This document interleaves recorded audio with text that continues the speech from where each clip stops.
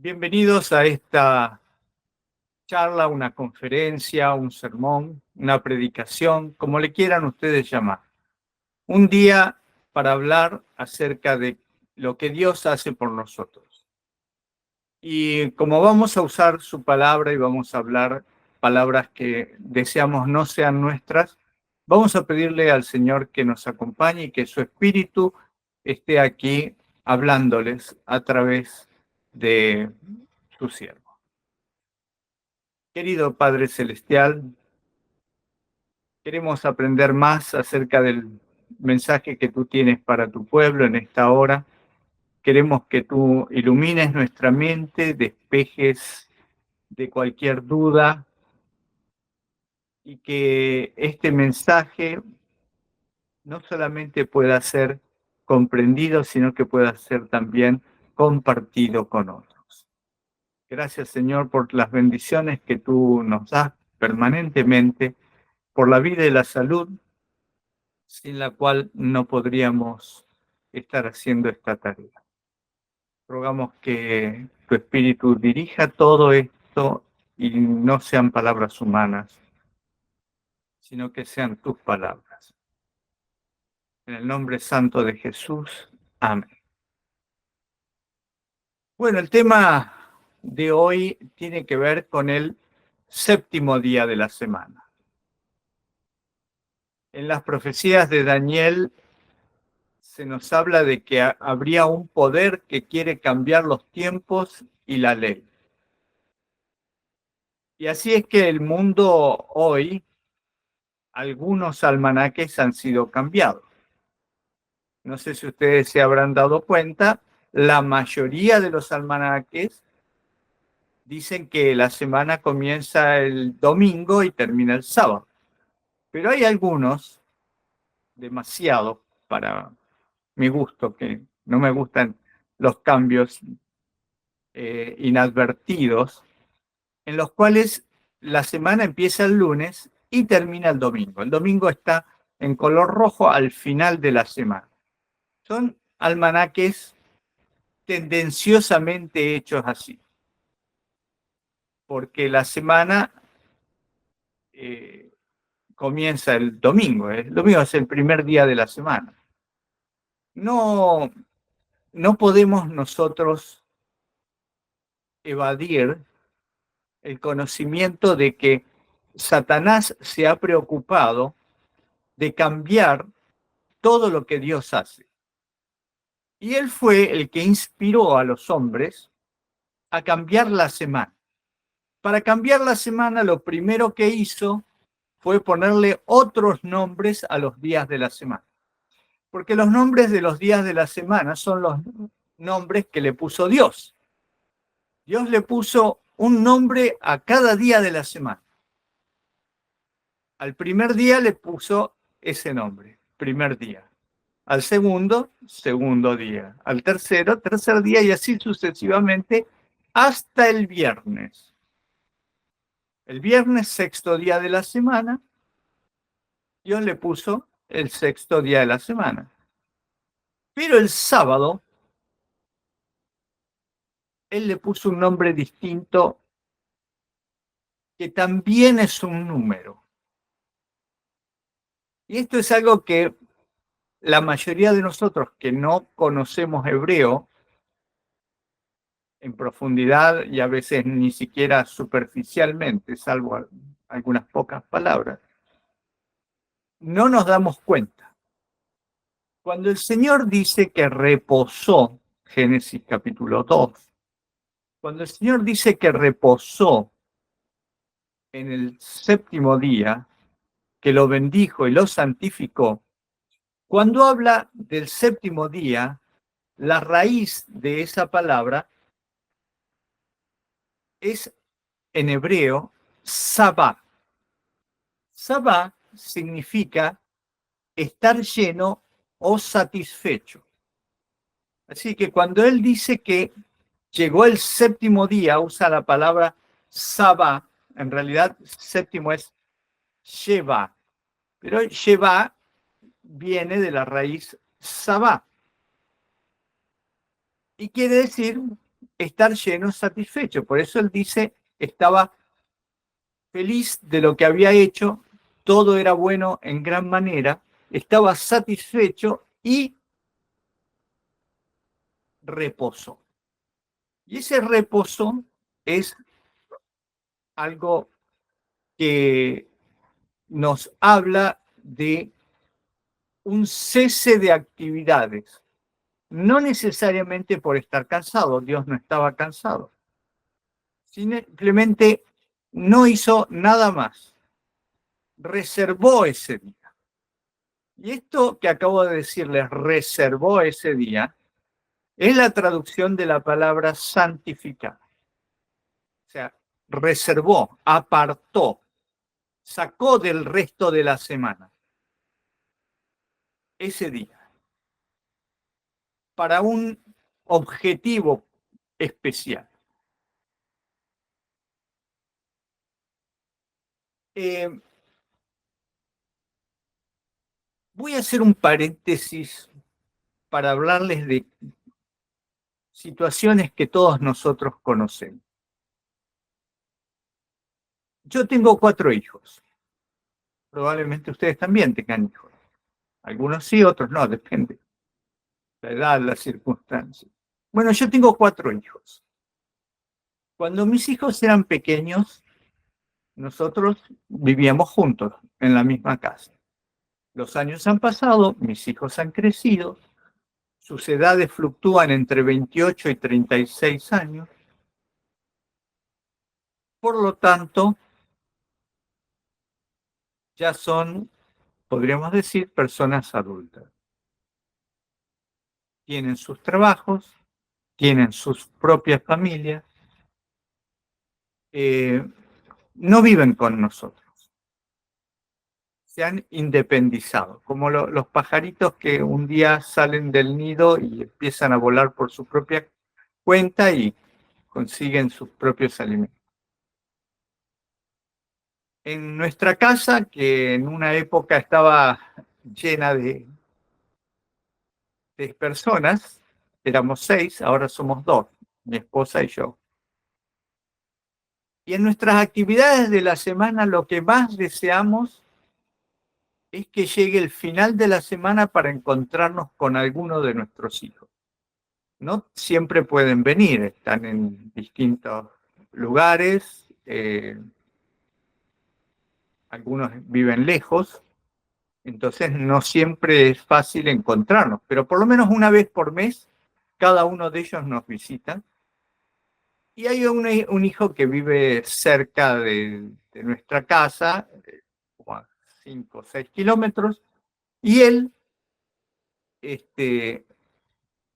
el que más nos visita, por la cercanía. Todos los viernes al atardecer, a la noche, viene con mi nieto, su hijo, a visitarnos. Y es el momento más feliz de la semana. A veces vienen los sábados, los domingos, depende. Pero el momento más feliz de la semana es cuando podemos cenar o reunirnos con nuestro hijo y con nuestro nieto. Cuando vienen los otros hijos también. Pero sabemos nosotros que ellos no pueden volver a vivir con nosotros. Cada uno tiene sus actividades y su independencia. Dios, un Dios omnisapiente, conocía todo. Él hizo la semana con la intención de que al final de cada semana sus hijos se encontraran con él. Y sus primeros hijos fueron Adán y Eva. La cumbre de la creación del planeta Tierra antes del pecado. Ellos eran la imagen y semejanza de Dios. Y Dios lo que quería era regocijarse con estos hijos que eran su imagen y semejanza. ¿Por qué eran su imagen y semejanza? ¿Eran parecidos físicamente a Dios? No sabemos y no tiene mucha importancia. Pero los ángeles también eran seres hermosos, inteligentes, compartían muchas de las características de Dios, pero el ser humano tenía características especiales. Eran los únicos en el universo que podían procrearse. Todavía no lo habían hecho hasta que entró el pecado. Después del pecado recién ellos se procrearon porque tenían muchas actividades que hacer. La procreación en ese momento de sus vidas no era el punto principal. El punto principal era aprender y desarrollar actividades en el huerto que Dios les había regalado, el huerto del Edén. Y Dios venía a visitarlos todos los sábados. Por eso había apartado ese día, para estar con la humanidad, para estar con sus hijos, podríamos decirlo así, sus hijos predilectos, de los que había hecho. Este era un planeta especial, este era un planeta que permanentemente estaba hinchándose de vida. Todo crecía, todo se reproducía. Y esto formaba parte del plan de Dios, darle a la humanidad la posibilidad de reproducirse y de tener actividades durante toda la semana. 6 días trabajarás y harás todas tus obras, pero el séptimo día es reposo para Jehová tu Dios. Y ese reposo, esa palabra reposo, que nosotros la entendemos dentro de nuestra mente como descanso, no necesariamente quiere decir descanso. La palabra Shabbat, de la cual deriva nuestra palabra sábado, significa cesar, no necesariamente descansar. Reposar, cesar, desistir de lo que estoy haciendo. A mí me gusta la acepción que dice cesar, o sea, terminé. No necesariamente estoy cansado, simplemente dejo mis actividades porque tengo otra cosa que hacer.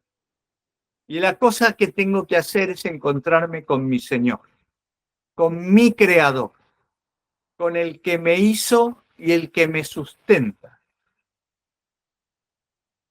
Nunca debemos olvidar que el que nos hizo nos sustenta también.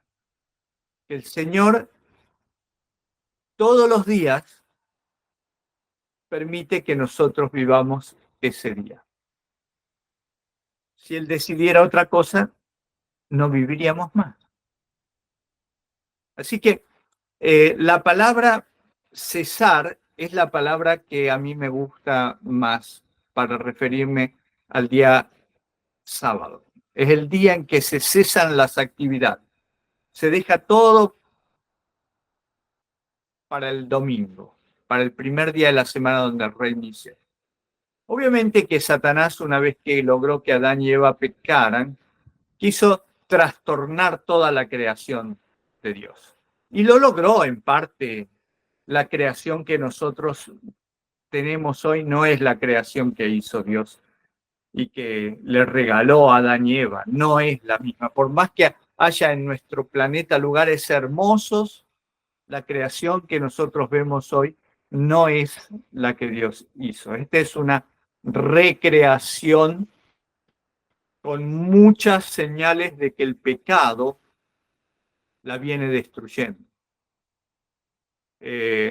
Insectos dañinos, plantas dañinas que permanentemente están afectando los cultivos,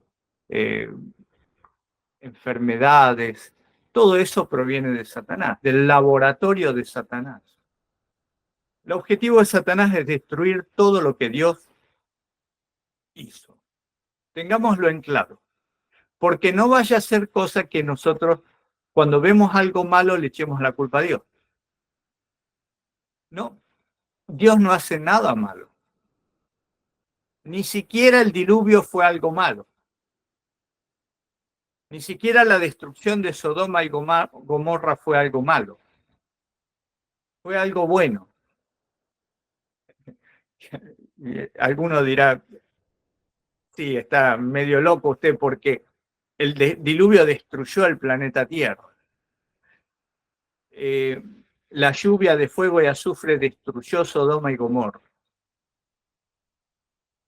Miren, el médico, el cirujano, cuando ve un tumor, lo tiene que sacar inmediatamente, antes de que sea demasiado tarde. Cuanto antes lo saque, mejor. Porque ese tumor se va dispersando por todo el cuerpo y finalmente termina matando el cuerpo.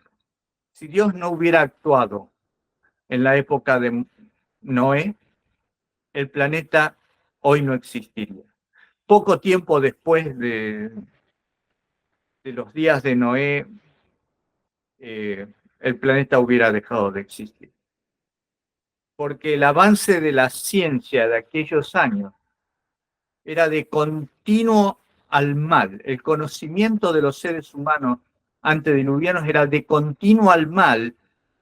Y cuando digo de continuo al mal, estoy hablando de seres humanos que tenían capacidades muy superiores a las de los mejores sabios de nuestra época y que vivían cientos de años. Hoy muy pocas personas alcanzan los 100 años. Aquellos hombres superaban las centenas varias veces. 500, 600, 800. Matusalén 969 años, Noé 930, 950. Eran muy longevos para hacer el mal. Y eran muy violentos. Entonces todo lo que ellos estaban haciendo era para destruirse unos a otros. Imagínense ustedes hacia dónde estaban llevando a la humanidad, hacia la destrucción. Y Dios, viendo todo eso, entendió, o sea, dijo, no puedo dejarlos más de 120 años. 120 años tendrán de oportunidad, es la última oportunidad, porque después se llega a un punto en el cual ellos van a tener la tecnología necesaria para destruir el planeta Tierra. Para que ustedes entiendan esto, hace 200 años, años más, años menos, 200, 250 años, toda la tecnología del planeta Tierra era igual a la que tenían los egipcios. Andaban en carros, en barcos a vela y las armas no eran muy distintas. Bueno, habían inventado ya la pólvora, ¿no? Y la pólvora que se podría haber utilizado para cosas buenas, se utilizó para matar.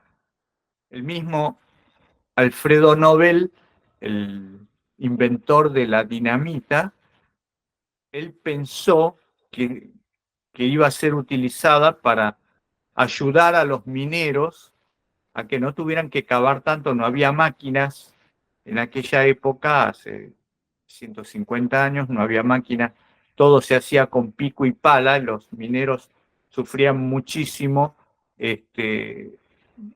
morían jóvenes. Entonces él dijo, si pudiéramos hacer explotar las rocas más rápidamente, entonces los mineros no tendrían que trabajar tanto. Y inventó la dinamita, ¿no? Un explosivo tremendamente fuerte. ¿Y para qué fue usado? ¿Para ayudar a los mineros? Sí, un poco, pero enseguida lo utilizaron para destruir al prójimo en las guerras. Eso le dolió mucho a Alfred Nobel con el dinero que ganó y que sigue ganando. Impuso unos premios, los premios Nobel, ¿no? En ciencias, etcétera, los beneficiarios de la humanidad. Pero eso se logró en los últimos 100 años, 150 años. Hace 250, 300 años, la humanidad era como en la época de los romanos, como en la época de Salomón o de Moisés. No había mucha más tecnología. No se olviden ustedes que los avances tecnológicos se comenzaron después de la Edad Media, después del 1500. Entonces, tardaron mucho también en multiplicarse, necesitaron de la imprenta. Bien, ahora hay un avance gigantesco y eso se lo debemos a los últimos 100 años. Y de los últimos 100 años, los últimos 20 o 30 años son a una velocidad inimaginable. Vamos hacia la imposición de la inteligencia artificial, que ni siquiera sabemos cuánto llegará a afectarnos y manipular a la humanidad. Pero los antediluvianos vivían cientos de años y podrían haber llegado a la bomba atómica en pocos años más. Y Dios sabía que podían llegar a la bomba atómica o a la bomba lo que sea. Podían llegar y cuando llegaran a eso, la iban a usar para el mal y podían destruir el planeta Tierra. Como un tumor, tuvo que extirparlo. Y ese Dios de amor, que por amor a este planeta reinició, como reiniciamos una computadora o un teléfono defectuoso o que tiene algún virus, reinició el planeta Tierra con Noé. Pero Satanás no dejó de actuar en el planeta Tierra y de cambiar todo lo que Dios había hecho. Y trató siempre de destruir la obra de Dios. Todo lo que Dios hizo para que el ser humano sea feliz, Satanás lo distorsionó para que el hombre no sea feliz, tratando de ocultar el hecho de que Dios es nuestro creador, diciéndole al ser humano, nadie te creó, tú eres tu creador, haz lo que se te venga en gana, porque después de esta vida, tú no sabes si hay otra. Así que disfruta esta vida. Y si hay otra, bueno, no lo sabemos, pero ahora la tienes que disfrutar. Y así le engaña a Satanás al mundo a que la gente disfrute este tiempo. Y eso lo vino haciendo desde la creación, pero especialmente en este tiempo en el cual los seres humanos tienen más tiempo libre que sus antepasados. Nuestros antepasados, mis abuelos, mis tatarabuelos, siglo XVIII, XIX, no tenían tiempo libre. Trabajaban y trabajaban y trabajaban hasta que se morían y morían muy jóvenes. No tenían el tiempo libre para sentarse a leer. Las personas de mucho dinero eran las que tenían tiempo para leer. El resto del mundo tenía que trabajar. Y Dios lo sabía. Por eso había establecido un día para que la gente tuviera tiempo para leer la Biblia y encontrarse con Dios. Y cuando no existía la Biblia, de todas formas existía el primer libro. A veces decimos que la naturaleza es el segundo libro, pero no es el segundo. La Biblia es el segundo libro. El primero es la naturaleza, porque Dios creó la naturaleza antes que la Biblia. Y así es como Dios nos instruye permanentemente con una condición. La condición es que nosotros querramos ser instruidos.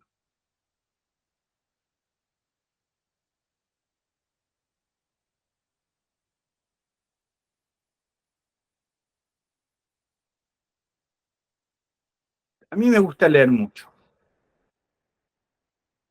Y no solamente libros adventistas, leo mucho de todo.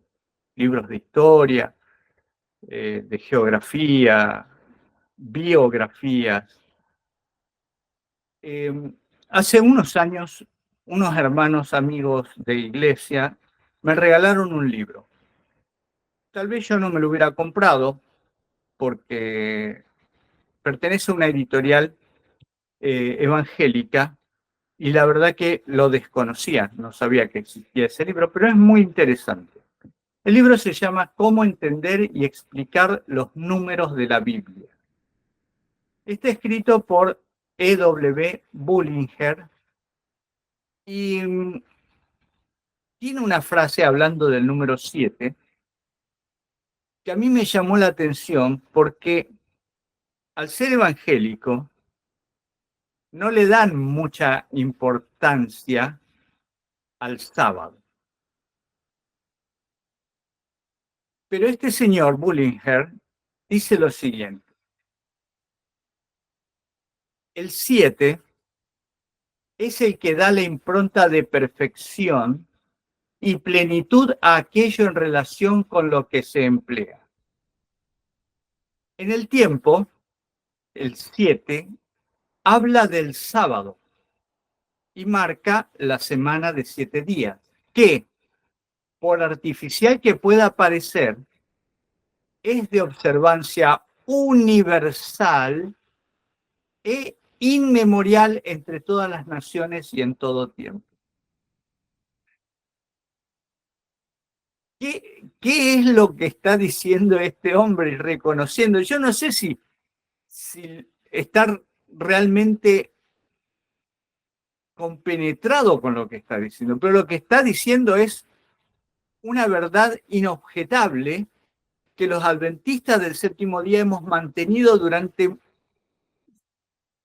más de 150 años. Lo voy a leer de nuevo. El sábado en el tiempo marca la semana de 7 días, que por artificial que pueda parecer, o sea, aunque nos parezca esto una tontería, es de observancia universal. La semana es de observancia universal e inmemorial entre todas las naciones y en todo tiempo. O sea, la semana no tiene otro sentido más que el hecho de que Dios la creó, porque no depende de ningún astro. El sol marca los días y también las estaciones, las vueltas que da el planeta alrededor del sol, las vueltas que da el planeta alrededor de sí mismo, las vueltas que da la luna alrededor de la Tierra, marca los meses. Pero ¿qué marca la semana? ¿Por qué las semanas son de 7 días y no de 10 o de 8 o de 5? ¿Y por qué hay semanas? ¿Por qué hay un día de descanso? En todas las culturas ocurre esto. Aunque Satanás obviamente que ha tratado de cambiar esto, es muy difícil sostener una semana de 8 días o de 5 días o de 10 días. Durante la Revolución Francesa se intentó que la semana tuviera 10 días y fue imposible, no duró ni 4 años. Se tuvo que volver a la semana de 7 días. Es el número ideal. Y continúa diciendo Bullinger que el sábado nos habla de aquella observancia sabática eterna que queda para el pueblo de Dios en toda su eterna perfección. Y está refiriéndose a Hebreos 4:9, donde dice, queda un reposo sabático para el pueblo de Dios. Si el reposo que queda para el pueblo de Dios es el reposo sabático, ¿por qué tendríamos que sacar el sábado y poner el domingo en ese lugar? Porque queremos honrar al Creador, porque queremos honrar la resurrección de Cristo. No. Cuando queremos cambiar la ley de Dios, cuando queremos cambiar lo que Dios nos ha dicho, es porque queremos hacer nuestra voluntad. Porque pensamos que nosotros somos más inteligentes que Dios. Y eso es satánico. Cuando una persona dice que Dios le dio una ley escrita con su dedo al pueblo de Israel y después de la muerte de Jesús abolió esa ley y reescribió los mandamientos, en vez de 10, reescribió 9. Y esto, lo que estoy diciendo, no es un invento mío, esto lo he escuchado de varios predicadores evangélicos. Dios, después de la muerte de Jesús, rearmó o volvió a escribir los 10 mandamientos, pero no ya con el sábado. O sea, esta interpretación es un insulto a un Dios omnisapiente. ¿Por qué un Dios omnisapiente escribiría con su dedo en tablas de piedra 10 mandamientos que luego serían abolidos en la cruz para ser restaurados 9 de esos 10 mandamientos? Dejando de lado el sábado, porque el sábado era para los judíos. El primero era para toda la humanidad, no tendrás dioses ajenos delante de mí. El segundo era para toda la humanidad, no te hagas imágenes. Pero el tercero, no tomarás el nombre de Jehová tu Dios en vano, era para toda la humanidad. Ahora el cuarto era para los judíos, nada más. O sea que solamente los judíos podían descansar y el resto de la humanidad que se las arregle como pueda. Y después viene el quinto, honra a tu padre y a tu madre, etcétera, etcétera, ¿no? 10 mandamientos. Esto lo he escuchado muchas veces. Después restauró 9. Y entonces, para completar el número 10, porque el 10 es la totalidad, es el símbolo de la totalidad en la Biblia, entonces los seres humanos, ayudándolo a Dios, impusieron otro día, en honor a Cristo, a la resurrección de Cristo. ¿Está bien que reconozcamos la resurrección de Cristo? Y claro que sí. ¿Tenemos que poner un día para honrar a Cristo? Optativo. Si alguien lo quiere hacer, que lo haga. Lo podemos hacer todos los días de la semana. Cuando oramos, cuando hacemos nuestro culto, cuando hablamos con el Señor, le agradecemos por el Señor Jesucristo, por su sacrificio. Lo reconocemos todo el tiempo. Ahora, imponer un día de la semana y sacar el día que Dios dijo, eso es una obra satánica. O sea, ¿por qué? ¿Por qué satánica? Si estamos honrando a Cristo en su resurrección. ¿Por qué satánica? Porque estamos cambiando lo que Dios dijo. Y Dios no dijo, cambien el sábado por el domingo. No hay ninguna cita bíblica, no hay ninguna cita de Jehová. Lo que Jehová, Dios dijo es que descansemos en el día que Él santificó en la creación, para reconocerlo a Él como nuestro creador. No le dio ninguna autorización a ningún ser humano para que haga ese cambio. Cuando lo cambiamos es porque queremos asumir el rol de Dios. Esto me lleva a una historia que escuché hace muchos años, que es una historia sencilla. Yo digo historia, probablemente ni siquiera ocurrió. Es un ejemplo, una parábola, si ustedes quieren, para mostrar cómo el ser humano busca hacer su voluntad. Dice esta historia que había un hombre en muy buena posición económica, el dueño de una empresa a la cual le iba muy bien. Con el correr de los años, la vida lo va llevando, tiene un hijo. Ya está para retirarse, ya tiene una cierta edad, quiere disfrutar del trabajo de su vida y quiere hacer algo que nunca pudo hacer. Quiere tener su casa soñada. Así que compró un terreno, contrató a un arquitecto y diseñó junto con el arquitecto su casa soñada. Como ya se estaba retirando de la empresa, lo tenía su hijo a cargo de la empresa y le dice, hijo, necesito que me hagas un favor. Sí, papá, por supuesto. Con tu madre hemos decidido irnos a hacer un viaje. Vamos a hacer un viaje, vamos a tardar algunos meses. Queremos disfrutar ahora que todavía podemos, que tenemos energía. Vamos a viajar por algunos países que siempre quisimos conocer. Vamos a estar unos meses afuera. Quiero que te encargues de la empresa. Sí, papá, ningún problema. El chico, el hijo, ya tenía su edad, estaba preparado para dirigir la empresa. Dice, pero hay algo especial, que yo quiero que esté listo para cuando venga. Siempre quise tener una casa con estas características, le muestra los planos y le dice, el dinero está, tenés el arquitecto, tenés todos los, este, los trabajadores,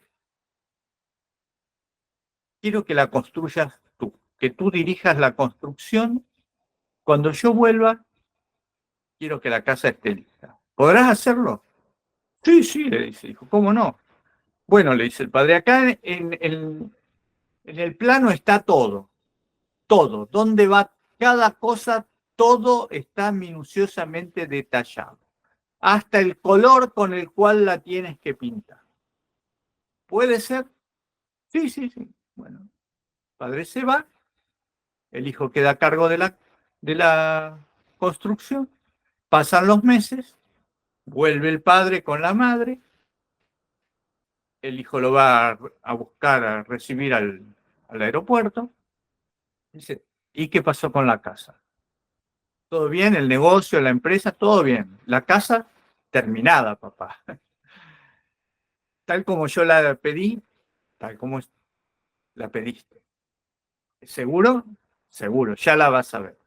Bueno, van hacia ver la casa y empiezan de afuera, casa perfecta. Era lo que el padre había soñado. El frente, el parque, todo lo que vio era lo. Bueno, hijo, la verdad, estoy orgulloso de ti. Vamos a ver adentro de la casa. Mira la casa por dentro, todos los pisos eran los que había ideado el padre, todo estaba pintado, arreglado, todo era lo que el padre le había dicho. Bueno, vamos a ver el patio del fondo, el parque del fondo. Llegan al parque del fondo, los árboles que el padre había diseñado, todo estaba perfecto. El parque. Dice el padre, dice, acá no había una piscina, una pileta de natación. ¿Qué pasó? Dice, le dice el hijo, no, nada. La piscina, la pileta de natación está allá. Y le señala y un poquito detrás de unos arbustos estaba la pileta de natación. Era igual a la que el padre había diseñado, pero estaba en otro lugar. Entonces, la cara del padre se entristeció, se ensombreció. Dice, hijo, ¿por qué me hiciste esto? ¿Qué cosa, papá? ¿Por qué no me obedeciste? No, bueno, pero la cambié unos metros, no es gran cosa. No, no me obedeciste en nada. Vamos, papá, como en nada. Ya viste, estaba todo igual, todo exactamente igual a como tú me lo pediste. No, le dice, no me obedeciste en nada. Pero no puede ser, papá, ¿qué me estás diciendo? Solamente cambié la piscina de lugar unos metros. Hijo, hiciste lo que se te dio la gana. Hiciste lo que quisiste. No, papá, sí, y te voy a explicar por qué. Cambiaste la piscina de lugar porque no estaba de acuerdo con lo que tú pensabas. Todo el resto de la casa estaba de acuerdo con lo que tú pensabas, por eso lo dejaste así. Si hubieras estado en desacuerdo con el color o con alguna otra cosa, también lo habrías cambiado. Lo único es que me demostraste que acá se hace tu voluntad y no la mía. No importaba si estabas de acuerdo con el lugar que yo decidí poner la piscina. La tenías que poner. Era mi deseo. Es mi casa y no la tuya. Y eso es lo que el ser humano hizo con la ley de Dios. Dios le dio una ley al ser humano para que el ser humano sea feliz, pero el hombre la cambió para adaptarla a sus necesidades. En realidad la cambió porque Satanás le hizo creer que esta ley es mejor así. Y en las leyes de los hombres, el segundo mandamiento, el que dice no te harás imágenes, ha desaparecido. En la ley, en los mandamientos de la Iglesia Católica, del Catecismo, el segundo mandamiento, no te hagas imagen de nada que está arriba en el cielo ni abajo en la tierra, ni en las aguas debajo de la tierra, no te inclinarás a ellas ni las honrarás, desapareció. Eso muestra que no solamente se cambió la piscina de lugar, también se cambió el baño de lugar, se cambió la cocina.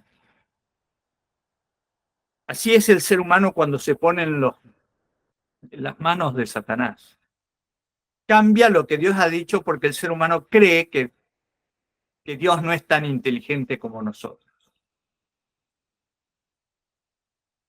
¿Por qué se le hace tan difícil al mundo actual observar el día que Dios puso? Porque Satanás se ha encargado de poner piedras en el camino permanentemente. En todas las naciones, en todas las sociedades, hace que guardar el sábado sea extremadamente difícil. Siempre lo más importante, lo más lindo, lo más divertido o el trabajo más enriquecedor está el sábado. Siempre es así. Para probar tu fe, para probar si realmente estás dispuesto a hacer la voluntad de Dios o a hacer tu voluntad. La mayoría de la gente que dice, no, porque Dios cambió el sábado por el domingo, en realidad lo que está diciendo, en mi sociedad es más fácil guardar el domingo que guardar el sábado. O no guardar ningún día. Dios abolió todos los mandamientos, no hay que guardar ningún día. Por supuesto, abolió todos los mandamientos, por eso vayamos y matemos, mintamos, cometamos adulterios y total están abolidos todos los mandamientos. Pero la sociedad no es así. La sociedad acepta algunos de los mandamientos de Dios porque le conviene. Y ese es el problema.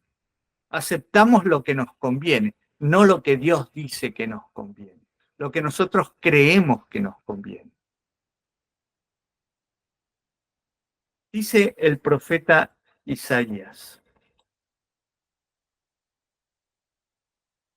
en el capítulo 58, versículos 13 y 14, podemos leer todo el capítulo 58, que es maravilloso.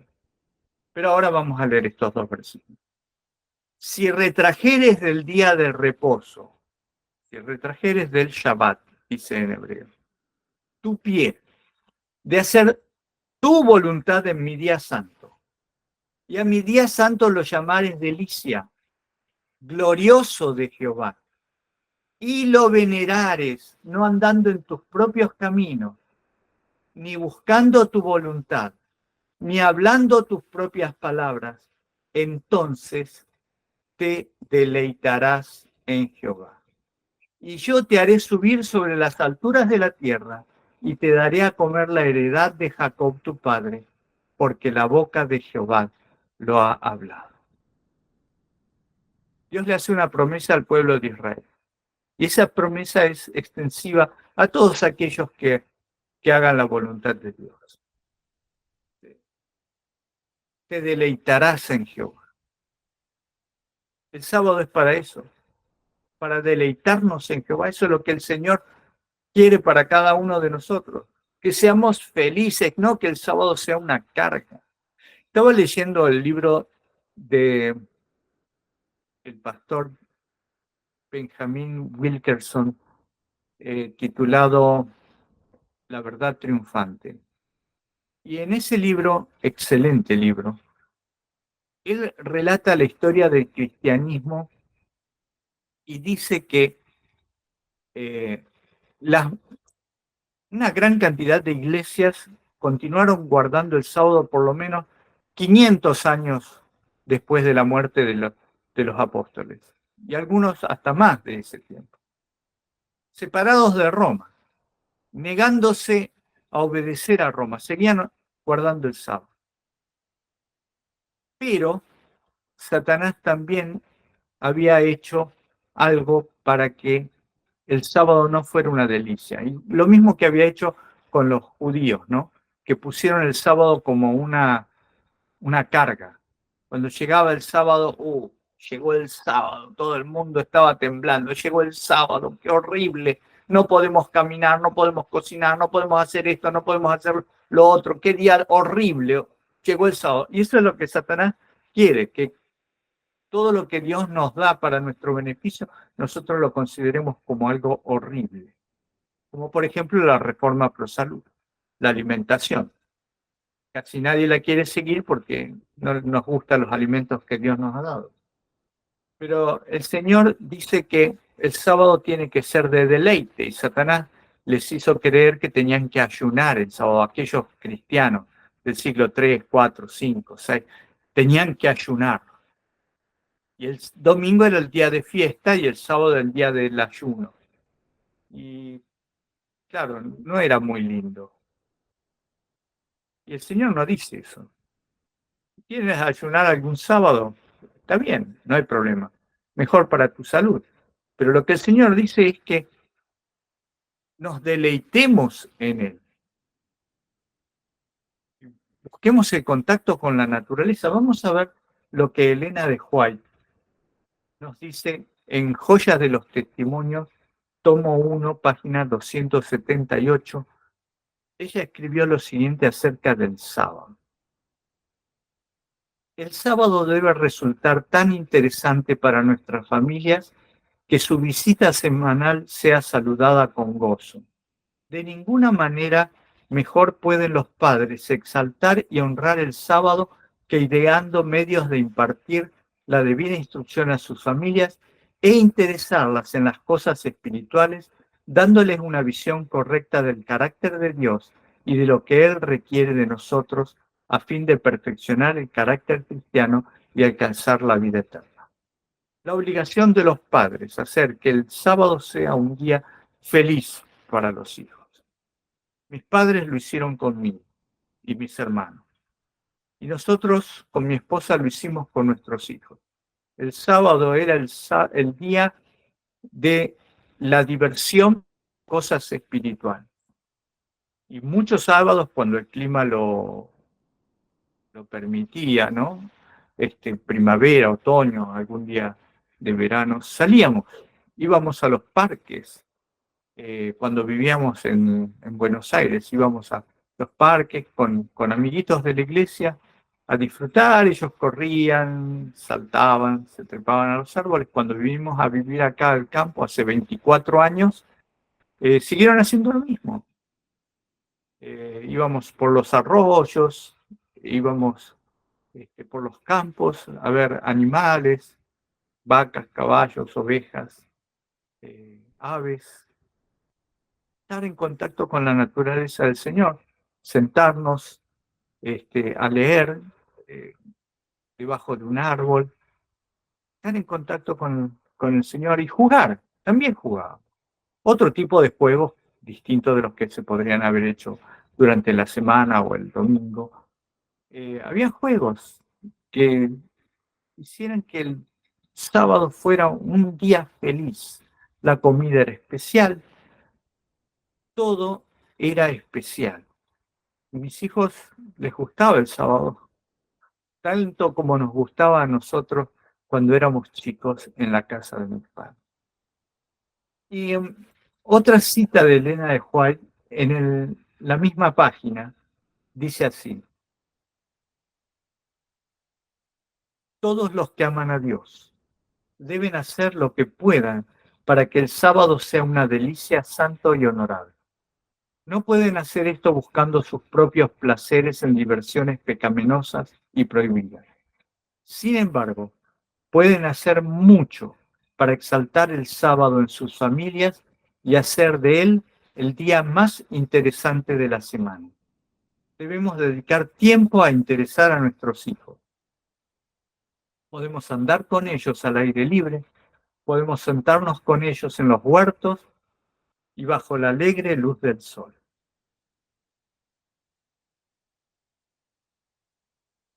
Si retrajeres del sábado tu pie de hacer tu voluntad, dice el Señor al profeta Isaías, y a mi sábado, a mi reposo, lo llames delicia, yo te bendecí.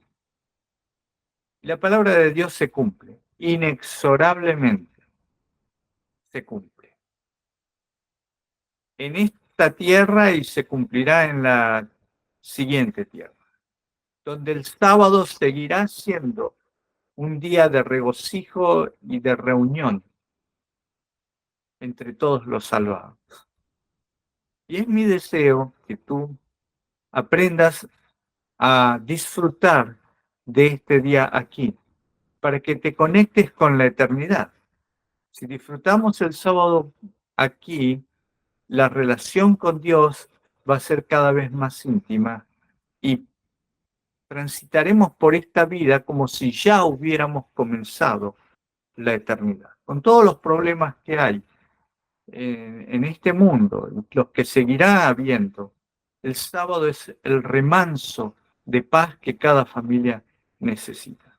Y digo cada familia porque el objetivo principal es que nosotros hagamos que nuestros hijos disfruten de la religión del Señor, que disfruten del conocimiento de Cristo en su vida, en la vida de sus padres. Ellos miran y aprenden y se dan cuenta cuando tienen padres hipócritas que dicen una cosa y hacen otra. Seamos fieles porque nuestro Dios es fiel y Él cumple sus promesas.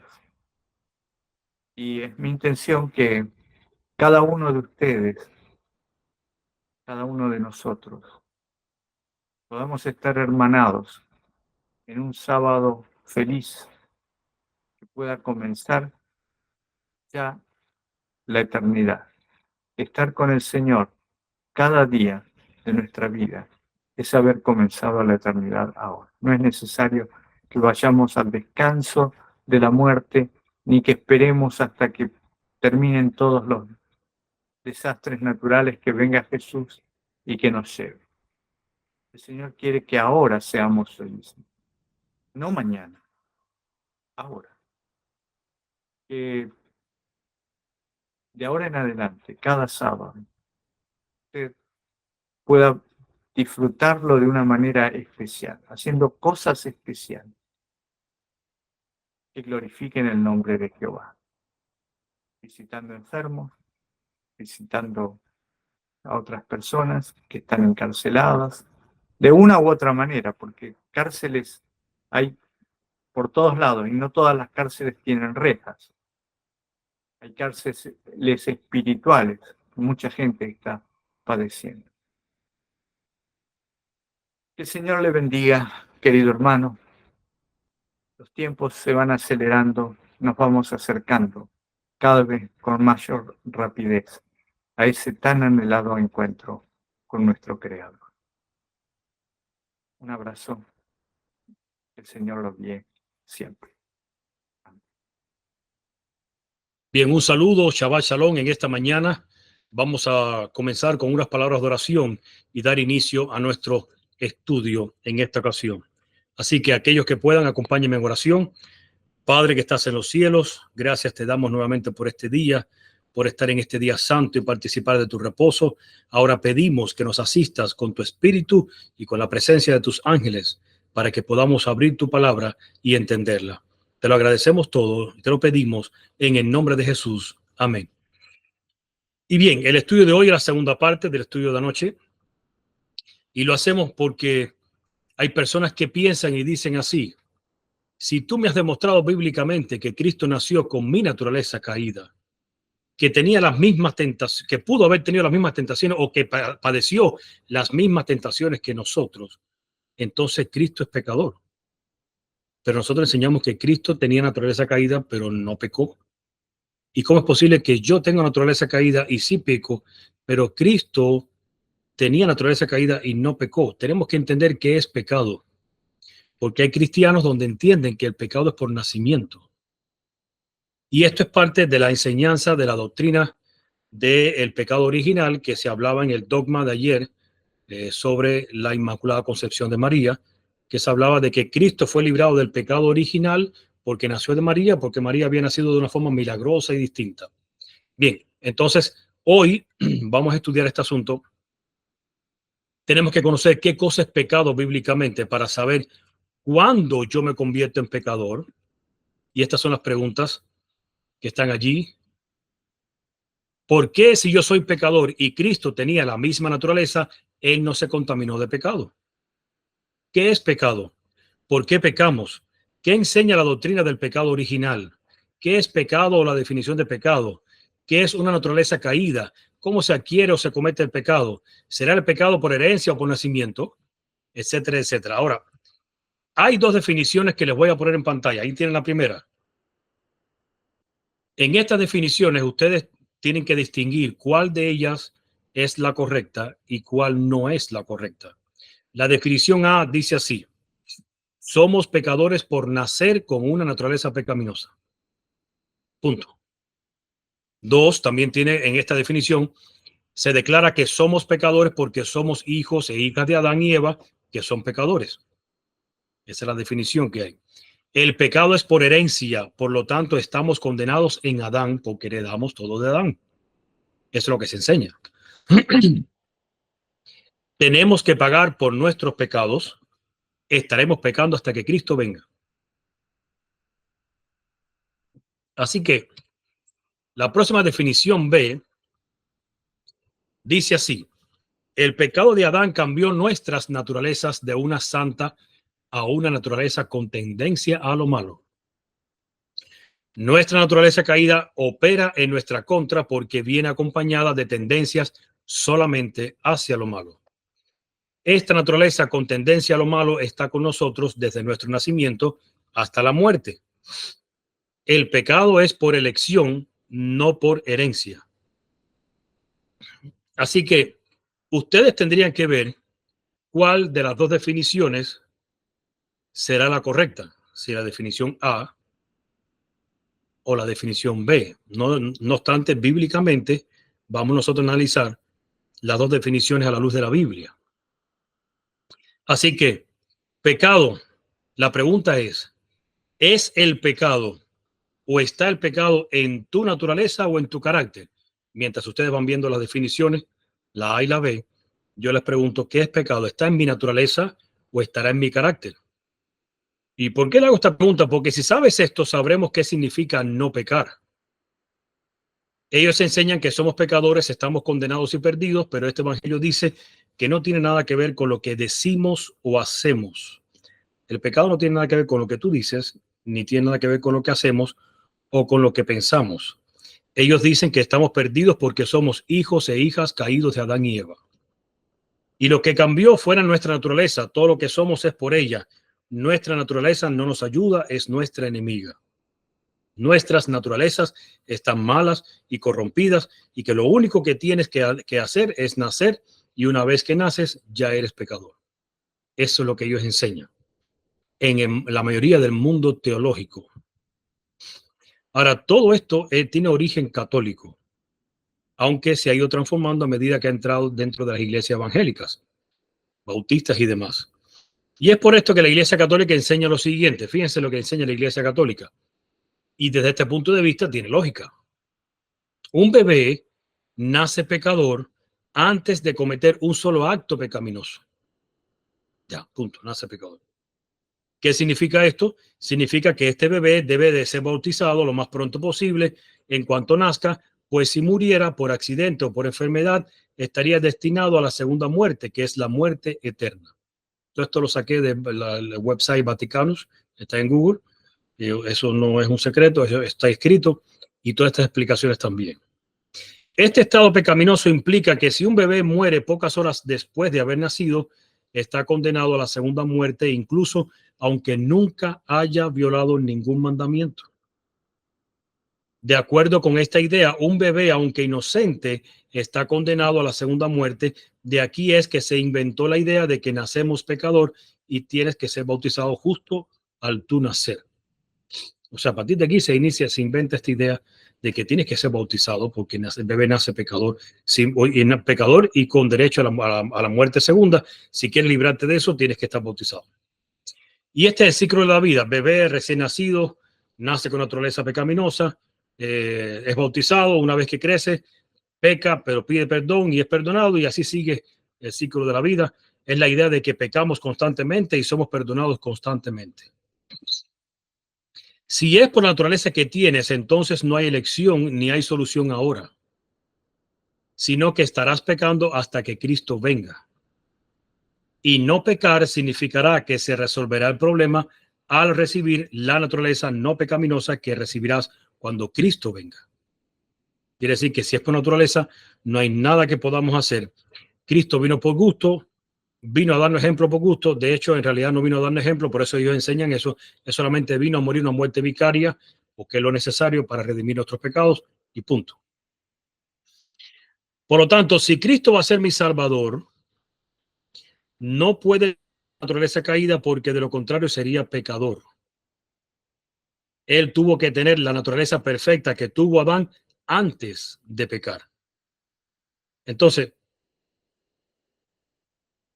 vamos a ver qué nos va diciendo la sierva del Señor con relación a esto para ir nosotros entendiendo este asunto. Así que Satanás había señalado el pecado de Adán como prueba de que la ley de Dios era injusta y que no podía ser acatada. En nuestra humanidad, Cristo había de resarcir el fracaso de Adán, pero cuando Adán fue asaltado por el tentador, no pesaba sobre él ninguno de los efectos del pecado. Gozaba de una plenitud de fuerza y virilidad, así como del perfecto vigor de la mente y el cuerpo. Estaba rodeado por las glorias del Edén y se hallaba en comunión diaria con los seres celestiales. No sucedía lo mismo con Jesús cuando entró en el desierto para luchar con Satanás. Durante 4000 años, la familia humana había estado perdiendo fuerza física y mental, así como valor moral. Y Cristo tomó sobre sí las flaquezas de la humanidad degenerada. Únicamente así podía rescatar al hombre de las profundidades de su degradación. Y la siguiente cita. Muchos sostienen que era imposible para Cristo ser vencido por la tentación. En tal caso, no podría haberse hallado en la posición de Adán. No podría haber obtenido la victoria que Adán dejó de ganar. Si en algún sentido tuviésemos que soportar nosotros un conflicto más duro que el que Cristo tuvo que soportar, Él no podría socorrernos. Pero nuestro Salvador tomó la humanidad con todo su pasivo, se vistió de la naturaleza humana con la posibilidad de ceder a la tentación. No tenemos que soportar nada que Él no haya soportado. Y fíjense que aquí hay un problema, porque nosotros conocemos, por ejemplo, lo que es el cierre del tiempo de gracia. ¿Qué cosa es el cierre del tiempo de gracia? ¿Qué es el tiempo de gracia? La oportunidad que tenemos ahora de nosotros pecar, pero poder confesar nuestros pecados, arrepentirnos, confesar nuestros pecados a Cristo. Cristo los lleva al santuario y allí son expiados. Pero resulta que un día esta gracia se cerrará. Y por eso se declara: el que sea justo siga siendo justo todavía, y el que sea limpio siga siendo limpio todavía. El asunto es que para estos cristianos, este evangelio no puede haber fin del tiempo de gracia. En este evangelio no. Porque Jesús tiene que seguir perdonando hasta que Él venga. El pecado es permanente, y esto es lo que están enseñando en la iglesia adventista del séptimo día. Por eso te hablo hoy en día: no hay juicio, porque están eliminando hasta el juicio. Hermanos, la gracia no se va a cerrar. Eso no es así como se ha enseñado. Ahora, si crees que pecar está en el carácter y no en la naturaleza y en las decisiones que tomamos, entonces no pecar significa un carácter sin pecado como el que tuvo Jesús, y quizás sí es posible obtener esa experiencia antes que Cristo venga. Porque si está en mi naturaleza no hay arreglo, pero si está en mi carácter, entonces yo puedo tener el carácter de Cristo. Y ahora podemos entender que si está en el carácter, y vamos a verlo bíblicamente, entonces Cristo poseía una naturaleza con tendencia a lo malo, pero eso no lo convertía en pecador. En pecador lo hubiera convertido si él hubiera deseado no obedecer. Por lo tanto, ¿qué es pecado? Y vamos a ver, continuamos acá con la definición. El pecado, estoy en la parte negra, no es un accidente del nacimiento, no es tener un mal equipamiento en mi naturaleza, no es ser un hijo de Adán y Eva, sino que es elegir deliberadamente lo incorrecto. Eso es pecado. Cuando sabes la diferencia entre lo correcto y lo incorrecto, pero eliges deliberadamente practicar lo que es incorrecto o decides hacerlo a tu modo, entonces quedamos como pecadores ante los ojos de Dios. Nos situamos en esa posición por elección, no por haber nacido o por nacimiento. Es por elección que nosotros nos ubicamos en esta posición. Por lo tanto, ¿pecó Cristo en algún momento? Vamos a ver conceptos bíblicos. ¿Qué significa pecado en hebreo? En hebreo la palabra común para pecado es hatá, que también significa errar, en el sentido de no alcanzar una meta, un camino, un objetivo o el blanco. Y la mejor definición se usa en el libro de Jueces, capítulo 20, versículo 16, donde dice: de toda aquella gente había 700 hombres escogidos, que eran zurdos, todos los cuales tiraban una piedra con la honda a un cabello y no erraban. Esa palabra errar es pecar. Ellos no erraban, no fallaban, no pecaban. Se usa la misma definición con relación a pecar. Y ahí está, ustedes tienen la definición en griego de todo lo que significa. Entonces, averigüemos si Cristo falló en alguno de los conceptos de pecado que existen en la Biblia. Esto es lo que lo convierte en pecador, no la naturaleza, sino el carácter. Santiago 1, del 13 al 15, y de paso nosotros vayamos viendo los conceptos de pecado que hay en la Biblia y tenemos que automirarnos nosotros mismos. ¿Qué dice Santiago 1, del 13 al 15? Cuando alguno es tentado, no diga que es tentado de parte de Dios, porque Dios no puede ser tentado por el mal, ni él tienta a nadie, sino que cada uno es tentado cuando de su propia concupiscencia es atraído y seducido. Entonces la concupiscencia, después que ha concebido, da a luz el pecado, y el pecado, siendo consumado, da a luz la muerte. Así que el concepto de pecado en estos versículos es cuando en medio de la tentación acariciamos la concupiscencia y la ponemos en práctica. ¿Pecó Cristo en cuanto a esto? La respuesta es no. Cristo no lo hizo. Santiago 4:17 ahora. Y el que sabe hacer lo bueno y no lo hace, le es pecado. Esto es un concepto bíblico de que otra cosa también puede ser pecado. No solamente es acariciar mis propias tentaciones por mi propia concupiscencia, saber hacer lo bueno y no hacerlo. Y de esto vamos a hablar al final. Primera de Juan 3:4. Todo aquel que comete pecado infringe también la ley, pues el pecado es infracción de la ley. Pregunto, En el primero, en Santiago 4:17, ¿Cristo pecó? No. ¿Lo estaremos haciendo nosotros? Bueno, cada uno tiene que autoanalizarse y pensar. Primera de Juan 3:4, ¿pecó Cristo en cuanto a esto? En cuanto a un fallo de la ley, tampoco. Siguiente, Gálatas 5:16, 17, 19 al día 24. Digo pues, andad en el espíritu y no satisfagáis los deseos de la carne. Esto es pecado bíblicamente. Cuando andamos satisfaciendo los deseos de la carne. Y ahí Pablo hace un listado, porque el deseo de la carne es contra el espíritu y el del espíritu es contra la carne. Y estos se oponen entre sí para que no hagáis lo que quisieres. Y al final sigue diciendo, el 24 termina diciendo, pero los que son de Cristo han crucificado la carne con sus pasiones y deseos. Por lo tanto, ¿pecó Cristo en cuanto a esto? ¿Anduvo Cristo conforme a los deseos de la carne? No. ¿Andamos nosotros conforme a los deseos de nuestra carne? Cada cual podrá contestar. En las Biblias antiguas dice de esta manera, 1 Tesalonicenses 5:22, otro concepto de pecado. Absteneos de toda especie de mal. El problema es que si tú lees esto en la Reina Valera, vas a decir, bueno, ¿y qué es la especie de mal? Ahí puedes agregarle muchas cosas. Pero ahí hay una palabrita, por eso les puse el Strong griego, 1491, eidos, que es vista, aspecto, apariencia. Oh, y es por esto que entonces la Biblia moderna lo leeríamos así. 1 Tesalonicenses 5:22, apartaos de toda apariencia de mal o del mal. Entonces quiere decir que parte de ser pecado es cuando damos la apariencia que no es. Quiere decir que hay personas que se enojan porque si se visten como otras personas, como personas que no andan conforme a los caminos de Dios, ellos pretenden que aunque estén vestidos así, estén tatuados así o estén actuando como estén actuando, no puede juzgarlo como a otros. Bueno, la apariencia de mal es pecado. Así que este es otro concepto de pecado bíblico. Mi pregunta es, ¿pecó Cristo en cuanto a esto? No, lo estaremos haciendo nosotros. Estaremos dando la apariencia que no es. Nos vestimos como el mundo para dar la apariencia que somos del mundo o nos vestimos distinto al mundo para dar a conocer. Y digo para dar apariencia porque muchas damas y caballeros se visten como el mundo, pero no quieren que lo juzguen como el mundo. No, yo soy cristiano, pero está vestido como el mundo, pero yo soy cristiano. No funciona así. Así que, siguiente, Deuteronomio capítulo 15, versículo 9.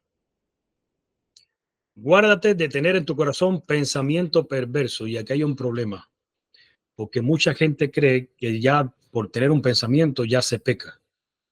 Pero fíjense cómo sigue diciendo el texto, diciendo, ser que está el año séptimo, el de la remisión, y mires con malos ojos a tu hermano menesteroso para no darle, porque él podrá clamar contra ti a Jehová y se descontará por pecado.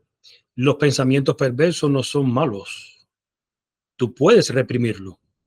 El hecho de tenerlos ya no te convierte en pecador. Aquí dice, y mires con malos ojos. ¿Cuál es el secreto de esa palabrita? Que cuando tú vas a mirar la traducción, lo que significa es cuando tú llevas a la acción los pensamientos perversos. Miren cómo dice definición de y mires con malos ojos, del Strong griego 7489, transcripción ra, raíz primera propiamente arruinar, despedazar, figurativamente hacer o ser bueno para nada. Me gusta esa frase, malo. Hay gente que dice esto es un bueno para nada. Bueno, no está bien ser un bueno para nada. Física, social o moralmente. Afligir, apesadumbrar, cometer, conmover, dañar, desagradar, devastar, disgustar, doler, hacer mal, maldad, maligno, malo, maltratar, malvado, mentiroso, mezquino, mostrarse amigo cuando no lo eres, por error, parecer peor, pesar, quebrantar, quebrar, reunir la tal maldad, hacer, tratar, hacer peor. Quiere decir, cuando tú tienes pensamientos perversos, pones en práctica, entonces, solo entonces habrás cometido un pecado. Y Cristo tuvo estos pensamientos, o sea, puso en práctica pensamientos semejantes a los cuales no. Y vamos a ver la diferencia entre Cristo y nosotros con relación a los pensamientos. Siguiente texto. 2 Timoteo 2:22. Otro concepto de pecado. Huye también de las pasiones juveniles y sigue la justicia, la fe, el amor y la paz con los de corazón limpio invocan, con los que de corazón limpio invocan al Señor. De este texto se puede sacar un sermón, porque aquí hay varios mandamientos. El primero, huye de las pasiones juveniles. Elimina eso. En segundo lugar, sigue la justicia, la fe, el amor y la paz. ¿Y con quiénes los vas a seguir? Con los que de corazón limpio invocan al Señor. Nos podemos reunir con cualquiera. Podemos tener, hay alguna relación de la luz con las tinieblas. Dice que tienes que seguir la justicia, la fe, el amor y la paz, pero tienes que hacerlo en comunión, o sea, en relación con quienes te relacionas. Y será importante para la Biblia con quién te relacionas, sí, con los de corazón limpio que invocan al Señor. Siguiente, la cita de Elena White dice: la luz pone de manifiesto y corrige los errores escondidos en las tinieblas, y al aparecer ella, la vida y el carácter de los hombres debe cambiar de una manera correspondiente para estar en armonía con ella, o sea, con la luz. Los pecados que eran una vez pecados de ignorancia debido a la ceguera de la mente no pueden ya ser practicados sin culpa. Una vez que tú recibes la luz de la Biblia, que tú conoces la verdad bíblica, estás obligada a vivir conforme a esa verdad. De lo contrario, la estarías rechazando. Son conceptos de pecado para que entendamos nosotros. Siguiente cita. El pecado de la calumnia comienza cuando se acarician malos pensamientos. El engaño incluye la impureza en todas sus formas. Al tolerarse un pensamiento impuro y acariciarse un deseo no santificado, el alma se contamina y se compromete su integridad.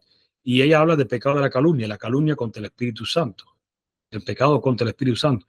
Y tiene que ver con qué, con hablar del Espíritu Santo, con estudiar sobre el Espíritu Santo. No, comienza cuando se acarician malos pensamientos. No hay nada de malo en recibir malos pensamientos. Eso es parte de tu naturaleza. De ver algo y decir, yo deseo esto. De mirar allá y decir, yo quiero seguir mirando. El problema está en que no paramos y empezamos a acariciar los pensamientos que tenemos. Empezamos a planificar en nuestra mente lo que yo quisiera hacer o cómo llevar a cabo ese plan. Ahí está el problema. Así que tu carácter debe ser cambiado hoy. De tu naturaleza se encargará Dios cuando Él venga. Por lo tanto, ¿cómo es que Dios nos ve o nos juzga? ¿Me juzga por el mal que está en mí o por la culpabilidad que está en mí? ¿Qué es el mal y qué es culpabilidad? Y fíjense bien, antes de seguir con esta cita, el mal es la tendencia que hay en mí de hacer lo malo. Eso es el mal. Hay una tendencia en todos nosotros de hacer lo malo. Sí. Dios la tolera y la entiende. ¿Qué entiende Dios? Mi tendencia. La entiende. La tuya y la mía. Nuestra tendencia. Porque esa es mi tendencia. Por ser nuestra tendencia, Dios la tolera y la entiende. Tú tienes un perro y en la forma que el perro actúa, tú la toleras y entiendes. Es que es un animal que no es el raciocinio. Él actúa no razona. Él actúa por instinto. Y tú no quieres que haga las cosas, pero entiendes el por qué lo haces. Es lo mismo de Dios con nosotros. Él entiende nuestra tendencia a lo malo. Ahora, la culpabilidad es la decisión que yo hago de llevar a la acción o llevar a la práctica ese mal que está dentro de mí. Quiere decir que el mal es la tendencia. La culpa es cuando yo pongo en práctica esa tendencia. Eso es el mal. El mal necesita sanación y restauración, mientras que la culpa necesita perdón. Un bebé nace con una oportunidad para vida, solo la perdería si pisoteara la cruz de Cristo. No es si nace, es si pisotea la verdad bíblica. Porque cuando hablamos de la cruz, hablamos de toda la doctrina bíblica que está dentro de la cruz, que no solamente es salvación y expiación de los pecados, hay mucho más. Ahora, entonces vamos a entrar en la cita de Elena de White que teníamos en pantalla. Este es inevitable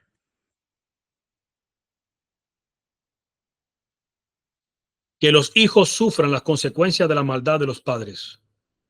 pero no son castigados por la culpa de sus padres a no ser que participen de los pecados de estos. Quiere decir que yo no nazco pecador por culpa de mi papá o por la culpa de él.